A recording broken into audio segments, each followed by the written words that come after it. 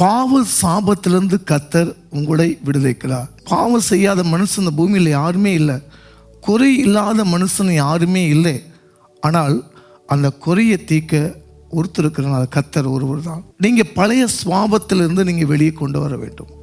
உங்களுடைய கோபம், உங்களுடைய பெருமை, எனக்கு இச்சையான இருக்குது, கோபம் இருக்குது சொல்லி அறிக்கை செய்யும் போது அந்த பாவத்தை தேவன் மன்னித்து பாவத்தை ஆசீர்வாதமாய் மாற்றி கொடுப்பார். அல்லேலூயா. பாவம் செய்கிற ஆத்மா சாகும். பலவீனமாக இருக்கிறேன், என் நோய் விடுதலை ஆகவே மாட்டிக்குது, அவர் தழும்புனால நீங்கள் குணமாவீர்கள். நம்ம பாவத்துக்காக, நம்மளை மீறுதலுக்காக அவர் காயப்பட்டார். ஆபத்து நாளிலே கர்த்தர் உங்கள் ஜெபத்துக்கு பதில் கொடுப்பார். லாசரு வெளியே வா என்று சொல்லும்போது அவரோட வார்த்தையிலே வல்லமையும் ஜீவன் இருந்தது. நீங்களும் ஆபத்து காலத்திலே கர்த்தரை நோக்கி பார்க்கும்போது அவர் மருத்துவம் செய்வார்.